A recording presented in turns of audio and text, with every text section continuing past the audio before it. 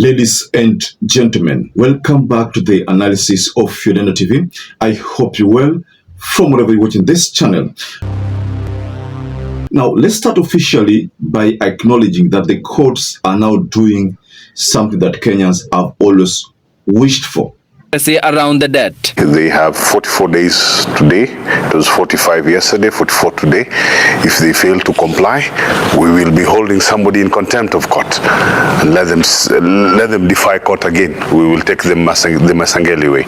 The courts gave the Treasury 45 days to publish debts, debt expenses, and everything about Eurobonds. Now, this is a call that Jimmy Wanjigi at one particular time made, but the courts did not propel that narrative when Jimmy Wanjigi brought about the issue of ODIOUS debt.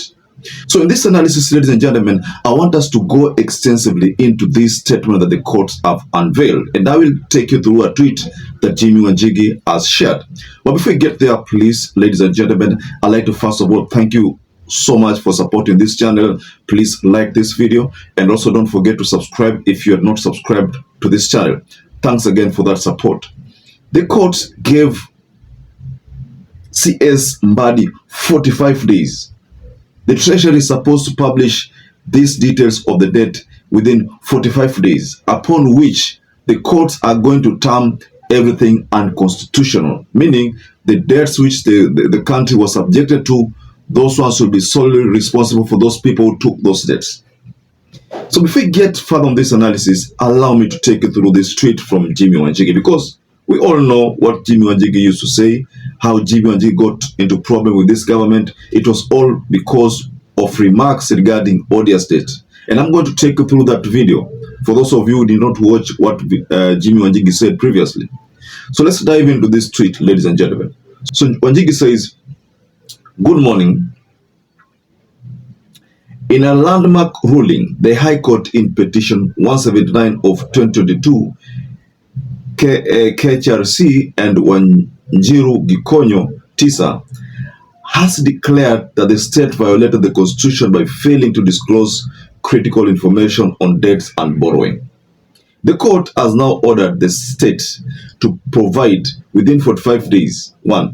Details of all debt agreements made on behalf of Kenya, 2. Information on sovereign bonds, 3. Breakdown of expenditure of all borrowed funds." And it says, this is a huge step towards unraveling the public debt haste. You know, we all know what Jimmy Wanjigi has always been saying, ODIOUS debt. And then Okiya Omtatah also at one particular time made a claim that according to his data, and I think Jimmy Wanjigi also said this, according to their data, Kenya has paid all the loans. That was a statement that came from these two leaders, Okiya Omtatah and Jimmy Wanjigi.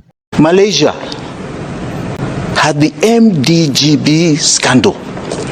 And I ask Kenyans to watch something that's available even on YouTube, right? Called A Man on the Run. And it explains $4 billion of theft supplied by I think it was JP Morgan Stanley, JP Morgan Chase, right? I believe it was. I think it was maybe the other. Anyway, Goldman Sachs. It was Goldman Sachs that gave that money, so-called for a sovereign wealth fund for development that government was doing. They called it and termed it ODIOUS. It went to people's pockets, right? It was struck off, right?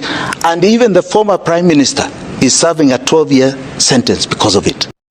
So the pressure that is piling on the Treasury right now, ladies and gentlemen, based on the story that is surfacing, is that the Treasury has up to 45 days to publish. And one of the biggest challenges has always been publishing these debts. Kenyans have always been subjected to paying a lot of taxes in the name of Kenya on the verge of debt distress, or Kenya wanting to clear its debt so that we don't get on the wrong books with the IMF. Now, how do you tell whether someone, whether you people, the country has cleared the debt or not? How do you tell? Because the country has been subjected to a lot of loans. The same government has been subjecting Kenya to a lot of loans. And the same government during campaigns, they expressed a concern that there is no need to build a country using loans. But then now they are taking loans. So that's why the courts are saying, listen here, you need to publish this debt so that people can actually understand where they came from, how much so far has been cleared, and all those, ladies and gentlemen. So Justice Mugambi, we all know him, the High Court judge, has directed John MBADI to make a publication of the debts. I know someone will react below the comment section. I know, whenever I mention CS MBADI, there's always someone who reacts on MBADI. In fact, someone will tell me, I know, I can just guess that someone will tell me that MBADI made a stupid mistake of accepting that position of Treasury, CS. But The court ordered National Treasury Cabinet Secretary John MBADI to within 45 days provide information on all sovereign bond agreements and contracts signed by the government of Kenya and information concerning how the funds raised from the sovereign bonds were spent. I tend to agree with whoever has the notion that MBADI made a mistake accepting that position. But we know hakuna mtu atakataa kazi ya CS, kazi ya minister. Sidhani kama kuna mtu atakataa, hata ukiwa tough aje utakubali hiyo kazi. So MBADI could have gone for this position, a position which has a lot of issues, the CS Treasury, but then he's forced to now defend the ministry, because when you're in government, you must defend the government. So MBADI, despite the fact that at one particular time called the ministers or the cabinet secretaries that William Ruto appointed as very incompetent, even despite the fact that he called them all manner of names, MBADI is finding himself in the same problem with Kenyans. Now, Kenyans are reminding MBADI that, look here, if you say the other government ministers were incompetent, then what are you trying to display? Aren't you also displaying incompetence? That is, if you've been following the Senate proceedings, most of the time when there is Edwin Sifuna there, and most of the time Edwin Sifuna reminds MBADI that he was one of those people who used to fight for, the justice, fight for justice in Kenya.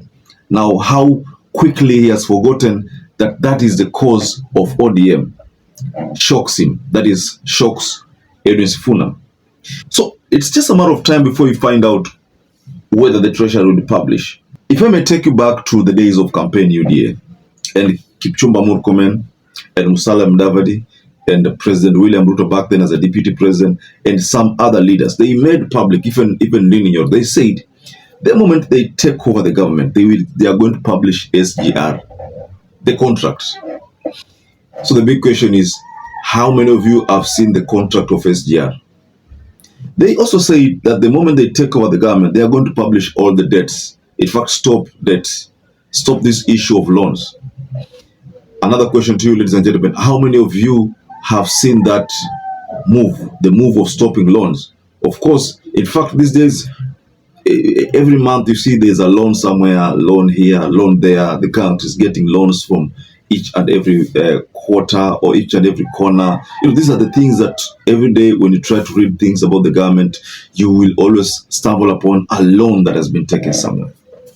So the courts are now deciding to protect Kenyans against being misused in payment of loans. Kenyans being subjected from, huge taxes. The best thing to do is, first of all, to audit this debt.